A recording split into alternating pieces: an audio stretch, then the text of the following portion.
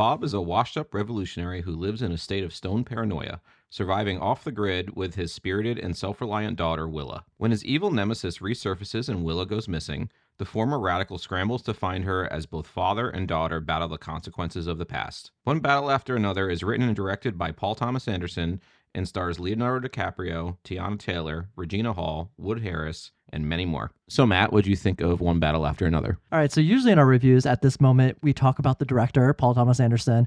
But since we just put up a review of The Master in celebration of this new film coming out, we talked a lot about Paul Thomas Anderson and that, how we found him, what we like about him. So I really recommend going to that review and hearing a little bit more about that, because I feel like at this point it would be just a little repetitive since we just posted that yesterday. Agreed. It's also one of our best conversations, I think, ever maybe. So, I had a lot of fun in that conversation. But here we are with One Battle After Another, and this movie has been critically acclaimed. It's been really hard to avoid what people think about this movie, but I think going into this film, that gives you quite an expectation. And lots of his films, as we talked about in the previous review, can leave the viewer feeling like cold or hollow, like there's this separation. And this movie is quite in line with, I think, the vibe of the characters in Licorice Pizza, maybe. Like, a lot of them are more lighthearted. It's easier to connect with them. This movie has like a heart and a soul to it that I think some of his other movies lack. So you're saying you connected with the Sean Penn character? No, of course not. What I'm saying is that his characters, they draw you in more than push you away. And I mean, he has plenty of films that are like that. And so, Licorice Pizza is one of them. I would say Phantom Thread is another one. So, going into this movie, after coming out of it, I'm very excited to see that this was one of those movies, because those are the movies of his that I love the most. So here we have Paul Thomas Anderson returning to an adaptation of a book, and that book is Vineland by Thomas Pynchon. His movie Inherent Vice was also based on a Thomas Pynchon novel. So this movie is loosely, and I say very loosely, based on that original novel. It has a lot of the themes, I think, of it from what I've read, but it is really contextualizing all these things from the first book in modern times. My first takeaway from this movie is that I thought it was absolutely one of the most politically and culturally relevant films of the past decade. And I think there's been a lot of films lately that speak to the political atmosphere, the charged political atmosphere this country is experiencing right now.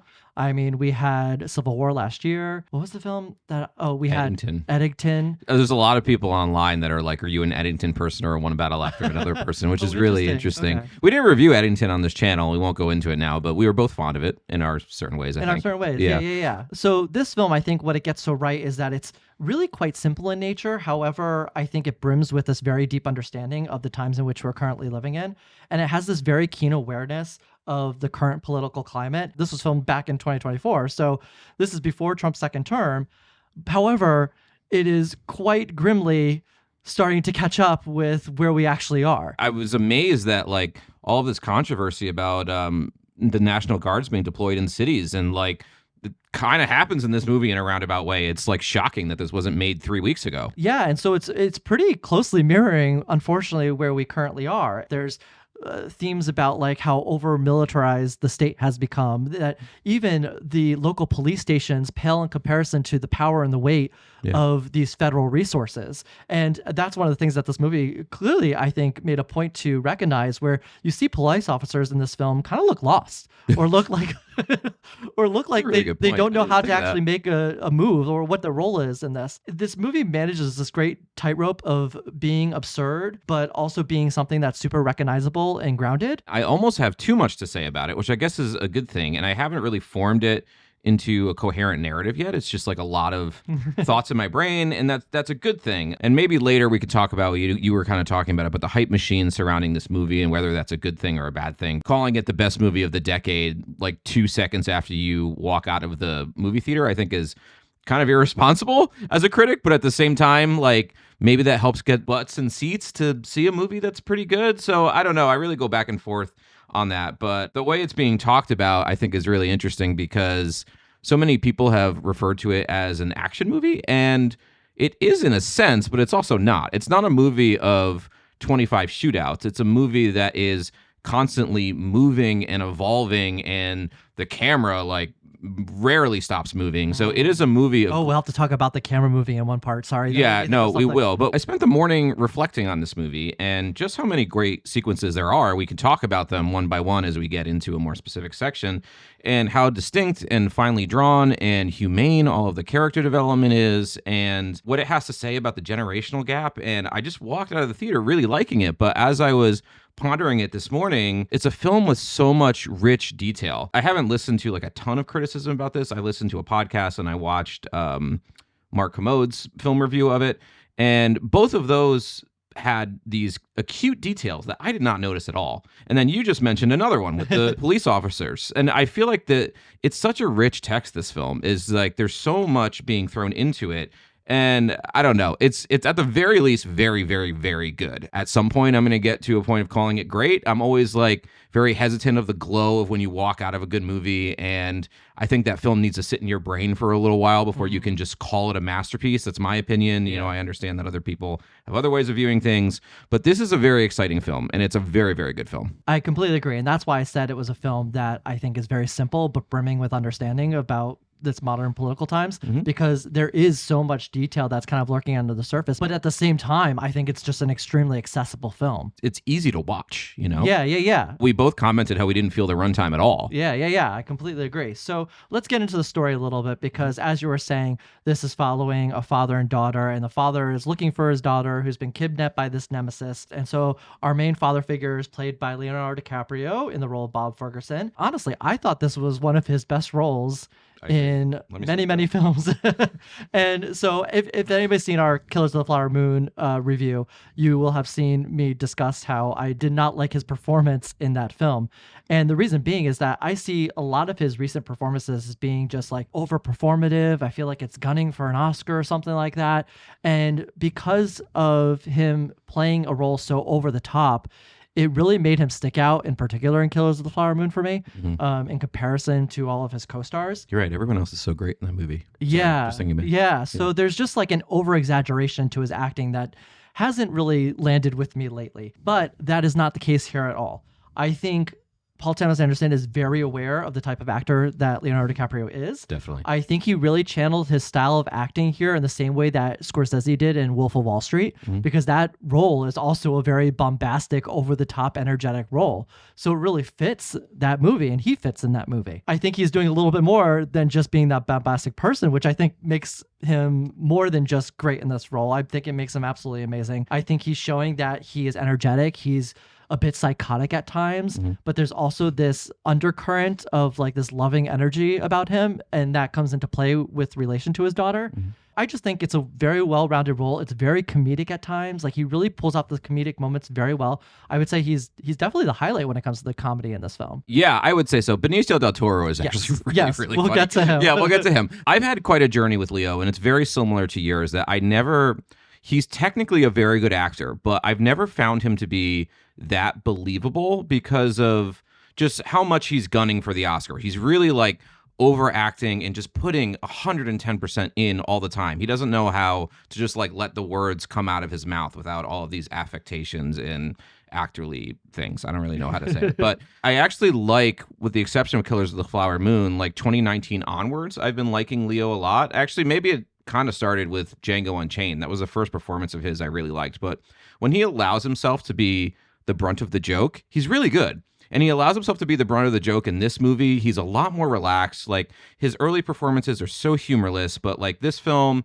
I think he's great in Once Upon a Time in Hollywood too. That's probably like one of my favorite performances of his. Yeah. I think Don't Look Up is a disaster movie, but I think he's pretty good in it. And I mean that in terms of quality, not in terms of what the movie's about. He's just great in this movie. I mean, this is probably his best performance, in my opinion. He's just absolutely electric and hilarious, and he keeps the movie moving as much as the editing does. But on that note, going from him, our first introduction to him as a character actually takes place before this search for his daughter, which the synopsis describes. And this is shown to us in this beautiful, I think, prologue of the film, because it takes place for about 30 minutes of runtime, I would say. And it really gives us a deep introduction into these characters. And I don't want to say more than that for being spoilery, but on top of that, we're introduced to Teyana Taylor, playing his wife in the film.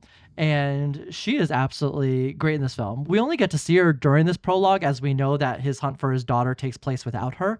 But she is really fantastic in this role, and I absolutely adored her in 1001 from a couple years ago. Yeah. And her acting chops are so good. She is so underrated, and I think she proves it in this film as well. Her character is completely uncompromising. She's very strong-willed. She is the type of character who's like really made peace with her choices, and she'll follow them to kind of whatever end they lead to. I think that's really important because there is a moment in the film, and I'm not going to say anything to spoil it, but there's a moment where you could see a glimmer of regret. Yes, I know the exact moment you're talking about. Yeah, it takes place in a bank scene. There's this moment where you see this look in her eyes, and she's so great with that. She was so great with that in 1001, and she's so great with it here. But she has this look in her eyes where you get the impression like you could just hear her thinking, have I become what it is I'm fighting against? It was a brilliant moment in the film, so definitely look out for that if you haven't seen the film already. I listened to the Big Picture podcast, and they had mentioned this, and it didn't click with me before, but I would be really remiss if I didn't mention it. But the way that he casts his film from top to bottom is just amazing. For instance, Willa's friends.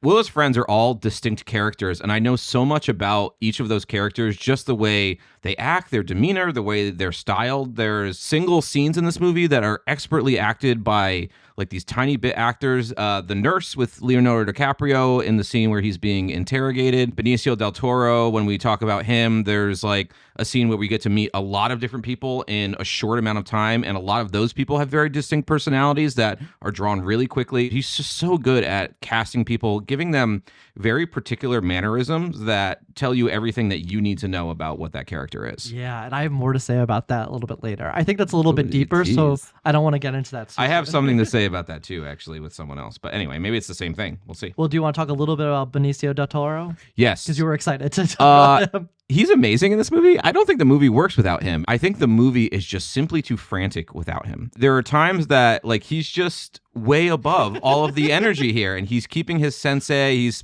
been saying like we've been under siege for centuries. It's like ocean waves. He has all of these Buddhist type Yoda qualities that he tells you all these truisms about life that is wonderful. And gosh, he's so good. He's such a good counterbalance to Leo's like firecracker energy that he has. He has my favorite joke in the movie, which is 8:15. Do you remember that joke? Yes. That was nobody laughed. I thought that was hysterical. It was so stupid, but it's really funny. It was really funny. That whole sequence, though, that you're mentioning, that the context of which that moment happens in. Are we trying to talk about that sequence, or do you know? We're going to talk about all of it. Oh, okay. Yeah. Cool. No, I love that. That's my favorite sequence in the movie, that whole thing. Everybody was so good. We have Chase Infiniti. She plays Willa Ferguson, the daughter. She is just fantastic as well. I think her role is a little bit more subdued, but purposely so. And I don't want to say more than that because of what it means for the end of the film. So we'll talk about that in a little bit. She has an absolute like ferocity in her eye. Yeah. And it's something that you can't teach. There's a scene later on that we'll talk about where she has to go toe to toe with Sean Penn. It's an amazing scene. She's as good of an actor as he is, and he's won 2 Oscars, so she's great. Oh, what I will say that's not spoilery at all is that she plays the role in which you were talking about very well, about the generational gap. Yeah, a whole thing on that. Yeah, and so she plays that extremely well because she, as you said, her ferocity, she has a very clear understanding of this generational divide, I think, and who she is. Mm-hmm. And who she is like a complete response to the people that came before her. Yeah, of course. And that is so relatable to anybody who can see the older generations and see maybe the failures of that generation and how they almost have to be a parent to the parent. And that's very apparent in this film. So one of the things that stuck out most to me with this film is it has this very tangible, like tactile aesthetic. This movie feels like it could have been made in the 1970s, and I really mean that in a way that's complimentary. Movies are just way too sanitized now, and this movie does not look like that at all. I didn't know that movies could still look like this, but even when we're in apartments that look dirty and that you can feel, and we're in convenience stores that are full of color and products, and everything looks like really messy. All the cars are really shitty and like barely work. There's these crazy car chases that the way they shot the car chases in the movie is insane. But anyway, all the car chases that they're using are like these old beat up like 90s cars that barely work. Like adds to this overall aesthetic. And I also think that taking from the 1970s tradition, is a lot of the violence in this movie is very quick, brutal, and loud. It's not stylized in the way that like Michael Bay would stylize it. It's just there to show as a pure function of what violence actually is. So there's like a real grit and brutality here to the filmmaking, even though it's like really elegantly made, of course, that I don't know, I forgot that films could look like this in this way. Yeah, and on top of that, with the production design, there is a bit of thematics related to the division of class in this film. And as you were talking about how everything seems very grungy and dirty, from the opposite perspective, we have these scenes of all this grandeur, and there isn't much of it. And I'm going to say a little bit more about why that is in the rest of the review. But there are these scenes that just like have clean and beautiful aesthetics, gold trim. There's these floor to ceiling drapery. There's a big difference in class here and how people are living. And the cars is another thing attached to that. There's a particular car that's a very nice car that plays a role. Does it happen to be a Dodge Charger? Is it a Dodge Charger? I think they're both Dodge Chargers. Oh, anyways, it looks very nice. It's souped up. Yeah, and if you notice too, the camera's it still moves, but it's a lot more fluid the way it moves. Yeah.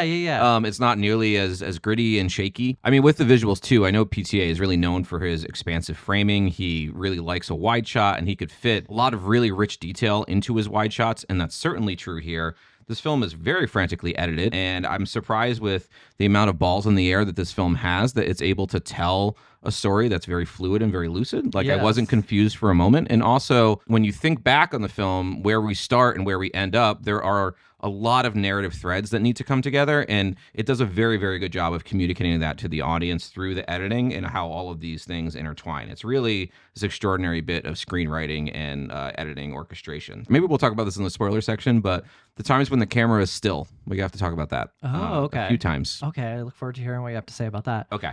Do you want to say something quick about the score and the soundtrack? Because you mentioned that particularly coming out of the theater, you were like, this score was just baller. So what's really funny is I wrote so much, I wrote so many notes about this film that I just had to stop at a certain point because we just had to start filming. So I didn't write anything about the score. So I'll just go, off the top of my head here. I think this is Johnny Greenwood's most expansive score. There Will Be Blood is like atonal and sounds kind of dissonant in a certain sense, but is also like has an orchestral foundation to it. This film has a couple orchestral flourishes like in the beginning and then towards the end. Mostly though, it's this really tense like single piano, kind of almost sounds like a plucking. I know it's not a plucking, but it's just like single piano notes. I was actually listening to it this morning, and it's actually really well orchestrated. The instrumentation and the composition of how it all fits together, it really fits nicely, but it propels this film forward. I mean, there's scenes at the end that have to do with cars driving in a straight line. That is some of the most tense stuff you'll ever see. And the camera and the score is doing a lot of heavy lifting in those scenes, but it's literally just cars driving in a straight line. It's crazy. So yeah, the score is great. That's one of the notes I wrote down, which I guess we'll speak more specifically about. Yes. Yeah. Yeah, that's it. That's all I got. But going from there, you mentioned earlier just about the film, and yes, it is a very cohesive film. Like, it's very tight for being a 2 hour and 40-minute runtime. It knows what it's doing very well, and it's very well executed and planned. Yeah. So going from there, maybe it's time to get into deeper aspects of the film. So I would say that we are going to trample on spoilers during this time. If you have not seen the film and you do not want to be spoiled, this would be the time to cut away. I repeat, we are going to spoilers. Going to spoilers. But before we get too spoilery, let's talk a little bit about some of these deeper aspects of the film. So one of the things that we talked about in our review of The Master is Paul Thomas Anderson's affinity for his films being an exploration of character. And this film, I think, is slightly different in that his characters, I think, are more archetypes than they are deep explorations of a personal self. And I think that could be something that could be looked at, depending on the viewer, as maybe a weakness or a strength of the film. I could see somebody watching this film and being turned off by like the lack of character development in this film or the depth of character. We don't really get too deep into the psychosis of these people.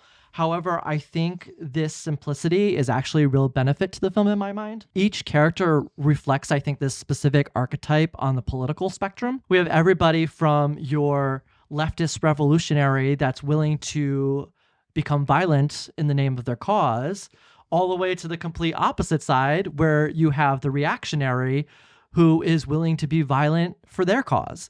And then you have everybody in between. You have the people that are just trying to help. You have Sean Penn's character, who is so obsessed with being recognized by the people in a higher class than him that he's willing to just do what these people want for the sake of being accepted by them. There's all these people, and they all resemble a little place on this political spectrum. So they're almost just an archetype of each individual aspect of the political spectrum, which I found to be extremely interesting, because we'll get into that when it comes to every single character. We could talk about Willa's character and how at the end of the film, she turns into this person that understands maybe the space in between both of these violent actions. Yeah. And the way she sees her role in this quote unquote revolution. I just noticed that about the film. And when it comes to all the characters, we could go through them one by one and really name their role and where they lie on the spectrum. That's really interesting. And I hadn't thought of that, and I hadn't heard anybody talk about that before. So I think that is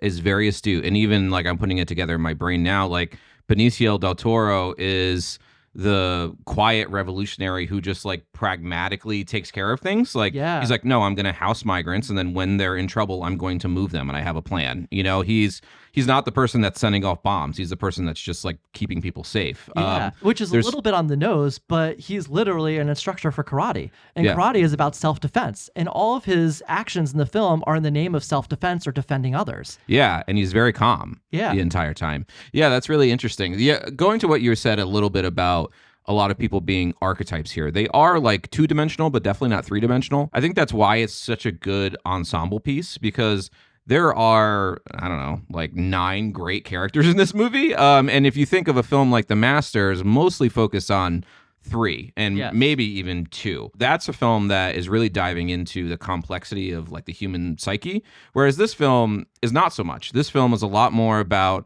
establishing a character, giving them an arc, and just propelling it into the story. But what it's so good at is making those arcs fit into the story in a really elegant way that propels the story forward, which is a thing that's really hard to do a lot of the time, by the way. So going back to Teyana Taylor's character, because she, as I said, is very strong-willed and uncompromising in her beliefs, and she really falls into this side of revolutionary, like a violent revolutionary. You could see at the beginning of the film, she's almost using the expression of violence as a form of coercion. And so her first introduction to General Lockjaw, played by Sean Penn, is that she points a gun to him and then coerces him to get an erection and kind of embarrass himself, but he is into this. And this is one of the funny parts of the film, is just the amount of times. He's a freak. Yeah, he's a freak. The other thing, too, is if you see this movie in IMAX, it's a huge erection. That erection on an IMAX screen. I'm just saying. But from there, he pretty much becomes her stalker. But this is a point in the film where she's using violence as a fear tactic. And we see that up until the bank scene, because this is like a culmination of where her risk of actual violence has blown over into her actually shooting a security guard. Since he's still crawling towards her and she keeps warning him, she eventually shoots him. And that's when that really important look happens, where she's like, oh, have I just become what it is I'm fighting against? This reminds me, too, that something I like about the film, we don't need to go on a tangent about this, but there's nobody speaking the themes to you, but there's so much you can glean from it. Everything I talk about with the generational gap in a little bit is not anything that the film says to you. But the film is quiet enough in its moments of reflection that lasts like 30 seconds here or there to like really give you enough to really fit into the film's overall thematic structure. There's this great scene between Regina Hall and the sister that she's talking to, and she just says something like, I can't believe you're still going. I got so tired of this so long ago. Yeah. There's just these great scenes of reflection that do a lot of heavy lifting for the thematics here. Well, that comes into the same problem that she has with her husband, because Leonardo DiCaprio's character, he recognizes after they have the child that he doesn't really want to do this anymore because they have somebody else we're a family to worry now. about. Yeah, we're a family. And right before the child is born at the campfire, she says, like, this pussy is a weapon. Like, she thinks of every part of her being as, like, part of a leftist revolution. Yeah. And so that discrepancy is kind of leads to their division, and also her eventual arrest or capture, in which she gives away the names of so many of these other revolutionaries that she used to work side by side with. As we talked about the prologue, it's just like a great way of just showing us where this film is going and giving us an understanding and context to all these characters and the basis for this story. Yeah, the other thing too, this is regards to Teyana Taylor's character. There's so many things that my movie brain was thinking that this movie was going to do that it doesn't do. And one of them was thinking that she would show up towards the end in some capacity, because I think a lot of other films would do that. Oh yeah, you're right. And she doesn't. She's more of like a specter in the background. She kind of haunts the movie in a certain way, but she never, I mean, there is a letter towards the end, but she never actually physically shows up again in the film to disrupt the event, which is a really interesting choice. There's a lot of other choices too. Like, I kept thinking like, there's still so much to tie up. We got to go free Regina Hall, and we got to do this, and we got to do that, and we got to make sure that Benicio del Toro gets out of jail. There's all these things that the movie kind of leaves dangling because it's just, I don't know what I'm saying, but there's a variety of, I'll just say it as a statement. There's a variety of threads that the film chooses to leave dangling, which is an interesting choice. So as we were talking about with General Lockjaw here, he becomes this obsessed person over this child, and he has to find her. And the reason being is because his forced relations with Teyana Taylor's character has led us to this part where this child might be his. So he has to find her and do this paternity test to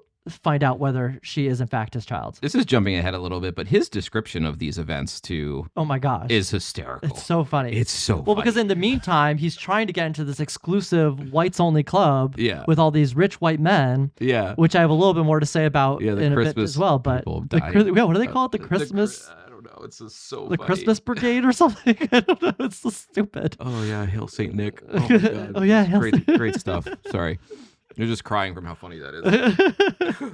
For this part of it, there's somebody from the Christmas Brigade people show up and they shoot Sean Penn, and we presume that he's dead, and he flies off the highway.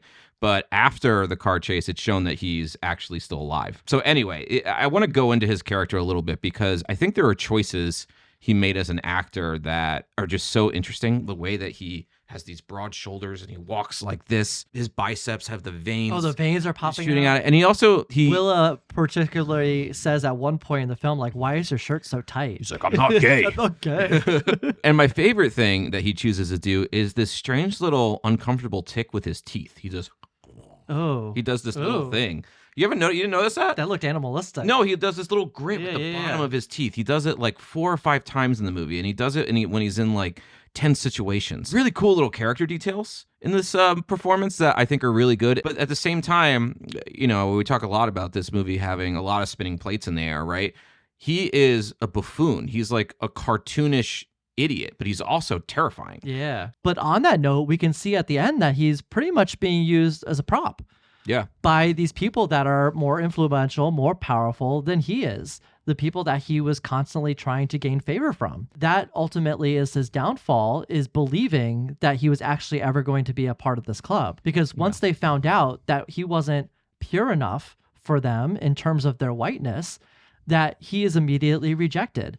And he gets the brunt of the violence at the end when they put him in an office, pretend it's going to be his, and gas him. And I knew this was going to happen. When they put him in that office, even before he closed the door, I'm like, this man is going to close this door and they're going to gas him to death. You audibly were going, Yeah. In the IMAX theater. I did see this coming. This is a really interesting theme, and it ties nicely to Andor from earlier this year. Do you remember towards the end they're playing that Revolution manifesto that the kid wrote from the first season, and it talks about how the Empire eventually comes for the people who are loyal to the Empire. When they're not loyal enough or they did something wrong, they're out. Those few people at the top are willing to use anyone below them as a prop until they're not useful anymore, and he wasn't useful anymore. Yeah. Think about the amount of people that worked in Donald Trump's first administration that are no longer there, had one not nice thing to say about him, and now they're completely rejected from his sphere. Look at the look on Marco Rubio's face anytime he's around Trump. I'm serious. That guy knows that this is not good. Anyway, sorry. I mean, the only person... But you're right, though. Yeah, you're right. The only person that's there still from the first term is Stephen Miller, who is a raging white nationalist. It's so relevant to this movie. Yeah. And it's not overtly saying any of these things, but it just is. That's what we're supposed to glean from that. And you know what? Sure. It's easy to glean all this because this has happened throughout history.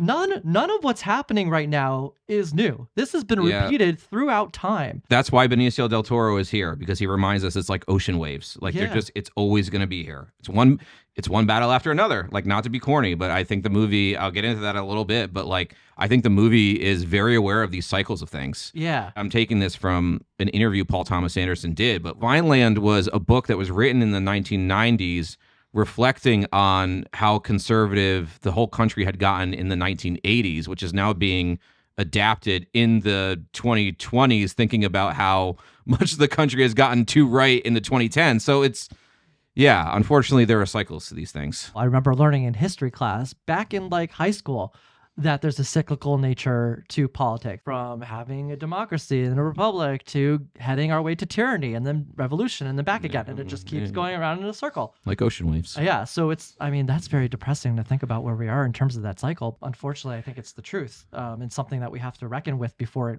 it's too late, maybe. Anyways, that's me being very dour, which things are. I guess this movie reminded me how dour things are. Anyways. No, this movie is optimistic. It's very optimistic, yes. Eddington is dour. Eddington is a movie that stares into the abyss and it says, we're screwed, and there's nothing you can do about it. I actually feel like this might be a good time to talk about the title and some of the generational gap. I know we have other things to talk about, but since we're on the topic... Can we talk about Willa Ferguson in relation to that just quickly? Sure. Yeah. Because I want to talk about her role in this as we're getting back into the movie and these ending moments. Her experience has been fueled by the violence around her, and this particular experience of being chased down. Her push to a violent act, which is her picking up a gun, only comes at this very precarious moment for her where she is forced to out of self-defense, where these gunshots are ringing around her, all because of her presence, her just existing in this space. And she isn't threatening anybody. But because the threat is happening around her, she doesn't really have a choice. And she makes a lot of bold acts in this scene, which are just, as you said, very optimistic. We brought up a couple times the idea of ocean waves and the idea of one battle after another. The conflict is ongoing. It will never end, right? And that could be a really fatalistic or nihilistic way of looking at things. But I actually think like the way that this film positioned that as optimism, I thought was like not only fascinating, but like deeply touching. Like, we have this idea that the world seems to either stay the same or get worse despite what revolutionaries are doing. But there's clearly a change at the end of the film. Bob lovably tries to use an iPhone and takes a selfie with himself at the end of the movie. Like, he has clearly let go of his paranoia and his fear, freedom of fear. Which is what Benicio del Toro says. Yeah, it's weird that getting an iPhone is like a touching thing, but it was really touching. And she's teaching him how to use it, and he's not that good at it. And like, now Willa, who's more appreciative of what her parents did, is gleaning some things from what her parents did, taking what was meaningful for her and going on her own path now to make her own difference. Yeah. And I think that's really amazing and really touching. And it keeps the spirit of her parents alive while also forging a new path for herself. It's just like an amazing way to spin such an endless cycle into something that's actually like pretty tender. Yeah, it ends up being a relatively classic story about oppression and the constant battle against oppressive forces. And I think the film chooses so particularly to end on this moment between the two of them to show that, yes, you can be a revolutionary and not commit violence. Like, at the end, she's like, I'm just going to a protest. Yeah. And she's finding a way to use her voice that's different than the way he did. He says, be careful. And she says, I won't. Yeah. I love that. It's a very different ending than Eddington had. I'll tell you that much. Another thing, and this ties into with Willa too, is just the idea of being more than your genetics. Like, her father is a monster, but she was raised by Leonardo DiCaprio's character, and that is her true father. That's her like literal found family, right? And I think that the idea that her dad was such a monster and she is going to be so different from him is another thing that's like really tender and heartfelt. You could say that with Sensei Sergio too, with Benicio del Toro. This concept of found family is found just through all the acts that he is committing, because you see him taking care of all these families and making sure they're not separated, and he's giving them housing. He's really caring for this community. You see multiple families in his own home in different rooms. And he stops to introduce Bob to them. Yes, every single person. Yeah. Yeah, that's also a really good point. Yeah, great joke that he Bob must plug in his phone 20 times because he thinks they're arriving at the destination, and he's just plugging it in all over the place Yes, through this it's so whole great. scene. It's so funny. That's my favorite scene in the movie, just going up the stairs, figuring out Sensei's life and what Sensei's doing, and everything going on with Bob, all the frantic energy. We have to talk about, on top of that, the filming of the chase sequence. We do. I have that still. Oh, with the camera that's rolling over the hills. Yeah, that was wild. Okay. Do you want to say anything more about that? It's extremely simple in its execution, right? It's basically just using these hills, but using them for suspense from like this POV perspective of you don't know what's over the ridge, right? And you so don't it's know just how close they are over the ridge. Yeah, so it's hill after hill after hill, which is freaking us out as an audience member because we don't know what's over the hill. But then Willa uses this to her advantage by stopping the car at the top of the hill, right where the sun is blinding, because you don't know what's over the hill, which is what makes our white supremacist friend crash. Yeah. It's brilliant. I mean, not only is it like a great set piece in terms of making the audience feel the suspense of the moment, but the way that they actually utilize it in the plot, like to resolve the plot of the movie, is even more brilliant. I just thought it was terrific. Yeah. I mean, you're the camera guy, so talk to me about that scene. No, I agree with everything you just said. Yeah. That's why I added like the way like it uses that perspective to not only reveal whether a car is over the next hill, but also just how close it is, because you're waiting for the camera to rise as the ridge dips down. So you get to see if the car is actually closer than you think it might be. And that brings a lot of tension to it, because it's not only important to see whether the car's still there, it's important to see how close it is, because how close it is to her is the threat. Yeah. And so it's just really well executed. And the way they hold on to these scenes for a good considerable amount of time comparatively to what they could have done. Yeah. It's really affecting in that way. That old school way of them shooting the car chase too, where they're behind the car, just like literally shooting it. Yeah. You know, it's very exciting. Like it's a very exciting way to shoot the film. We were jumping around so much here, but I just recalled when you were talking about Sensei's like family unit and the amount of heart and humanity as introducing all these people. It's such contrast to the experience that Lockjaw has when he's going into the scene to try to get part of this Christmas club. Oh, yeah. And he's literally meeting the head of this group at his own daughter's wedding. Yeah, and it's so sad and it's so clinical. Yeah. And they don't seem to know anything about each other, whereas Sensei knows everybody's mom, everybody's kids, everybody's occupation, you know? But can you imagine stepping away from your own daughter's wedding to try to recruit this new person into your white supremacist group? Like, it's so cold and sad. And he's like, the way he leaves is like, oh, I don't want to miss the cake. Like, what he doesn't want to miss is a formality. But everything in between all these formalities at a wedding are the most important parts, I think, in my view. Yeah. It's really good stuff. And it's just such a comparison about how these people see the world. We don't get to see much of this racist group of rich white men. Yeah, and I think appropriately so, because they're supposed to be in the shadows. Yes, they tend to be the people that we gloss over the most when it comes to our critical look at what's wrong in our country. And so they're the people that are kind of managing, I wouldn't say like they're holding the strings, but they're contributing to this oppression. They're bringing it to fruition with their wealth. Well, especially with the current administration. I feel like there are 3 or 4 rich people that could get in a room and make a really major decision. And that's what that's what this film is showing, you know? It's not explicitly, you know, apples to apples, but it's pretty darn close. All right, so that was quite the conversation. Yeah. Are you ready to go to grades? Yeah. I mean, this movie's great. I think I'm going to stick with my A-. I don't know. This could be an A movie. I could regret this. And especially like us talking about it. There's so much here. Like there's so much to talk about and there's so much to engage with. But at the same time, it's a film that's so compulsively watchable. Like I would watch this again in a heartbeat. No problem. Thinking of PTA as ever evolving, you know, when we watched The Master a few nights ago, can you believe that the same person made that movie versus this movie? Yeah. I mean, he has such a variety in his filmography, and he's constantly challenging himself. He never makes the same movie twice. He has sensibilities and certain concerns that move over from film to film, but like, gosh, what a different movie this is from Licorice Pizza, from Phantom Thread. I think that this is a really great achievement in a lot of ways, and I'm interested to contemplate it further through the year. I can't wait to watch it again. I completely agree. I think this conversation did push me from an A- to an A. Oh, Maddie likes it. No, I think it's like, it reminds me of our conversation about Tar, because the film, they're not alike at all. But what I'm trying to say is that when we had our conversation about Tar, we noticed just how expansive it was as a film upon discussing it. And we knew that coming out of the movie to some degree, but I think it just became more noticeable the more we talked about it. And also, honestly, all my reflection this morning, I was just sitting on the couch for an hour thinking about the movie and thinking about all these different threads it has. Yeah, and I really hope we did it justice in this review, because there's just so much going on here. You know, the road to social and economic justice in this country has just always been paved with a struggle. And I think this movie is just so clearly highlighting that struggle, even if it's a bit bombastic at times with showcasing this struggle. Like, it's kind of funny how, like, we have the scene of Leonardo DiCaprio on a phone and he's like trying to get through to the revolution, but like he has to give this specific time and he can't figure out what it was because it was so many years ago that he had to use it. But he can't remember someone's favorite. I'm not going to say it. Yeah. You guys know. This movie is over the top, but not over the top at all. And it just really balances those tones so well. So I think it's just an absolutely classic story of oppression and the natural response that happens to oppression.